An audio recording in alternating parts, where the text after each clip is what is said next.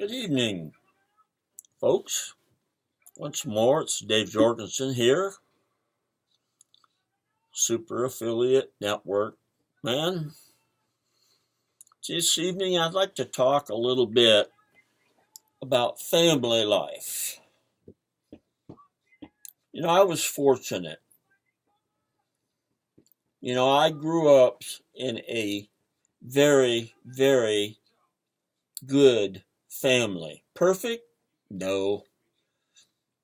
But there was love there. There was a lot of not everything about our family was good, real good, but we had loving parents. We had parents that loved each other.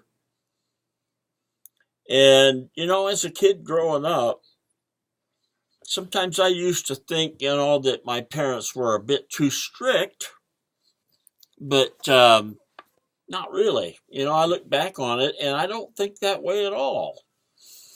They had their reasons for being strict. And anyway, my dad worked hard. He worked in the sawmill all his life. Well, not all of his life, but 18 years of his life, of his main life while I was growing up, from the time I was 5 when they moved there. Excuse me, I got a tickle. Anyway, and then he bought a janitorial service. But every year, in the summertime, my dad got a vacation. And we knew every year where we were going. We were going from Northern California, and we were going up to the Yakima Valley in Washington. That's where my grandparents lived. And we looked forward to that every year because it was a fantastic time. It was family time. We'd see our cousins along the way. The family was strung up and down the West Coast. So we'd see our cousins and play together. And, knowing me, man, I got all my cousins to playing ball that I could. And they were farmers. They had a dairy. And so they had to work a lot. And I think sometimes my uncle was probably kind of glad when we went home, because then he didn't have to let Fred play. But we did. We played, had a good time every year, but we looked forward to it. And we went to camp meeting, the church's camp meeting. That was a fantastic time. And there was one thing about growing up. My dad didn't have a lot of time to play. He was either working at the mill or working when he got home. We had about 2 acres and he logged it off. And so there was a lot of work there cleaning it up. And my dad, those big redwood stumps would fill a large room. They were 12 feet straight through or more at the bottom. And our yard was full of those. We had one that a water tower sat on that was probably 15 feet high at least, maybe even 20. And, eventually they took that out. But my grandfather lived next door at the time in the 60s, and he had a little Caterpillar that he brought over there. It's one of those little tiny cats. But they'll do a lot of work, if you play around with them. And he loved to putter with that thing. And he dug it out, all the roots and everything. My dad cut it up and made redwood posts out of the wood and stuff, beautiful wood. Today they would make furniture out of that stuff instead of redwood posts. But then back then it was not in fact, when I grew up, after I was grown, a lot of people went stump logging them big old stumps out in the woods because redwood don't rot a lot. And they were hollowed out, most of them, and burned out. But that what was left of them was solid and beautiful, beautiful wood. But anyway, my dad was always working. Plus, he couldn't do a lot of playing because, exercise, because he had asthma real bad. He had, from World War II, he developed asthma real bad. And so he ran around with one of those little things that was called an atomizer a lot of his life. And basically that was partly what finally took him. That, and he had congestive heart problems, but he was having trouble breathing that morning, and he went to take a breathing treatment.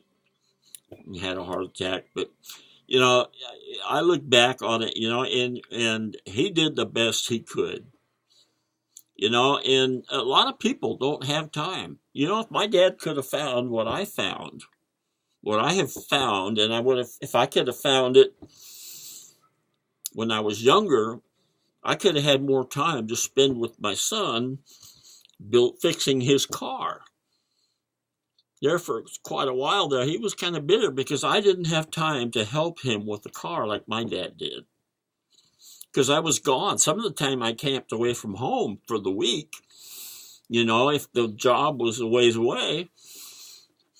But if I could have found something like the Super Affiliate Network, where I could make money online earlier, of course, they didn't have that opportunity when my kids were growing up.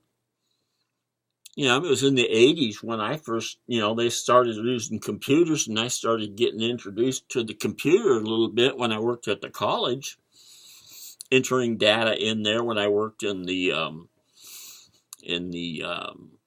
powerhouse. It was, I forget what they called it, but anyway, it supplied all the power, and the gas, and, anyway, I worked in there, and we had to take the readings off the boilers and all that stuff, and enter it every so often. That was my first introduction to computers. It wasn't much, but anyway, the online life is, I think it would really be ideal for young people, because they would have time to raise their family and spend time with their family, take their family on big long vacations.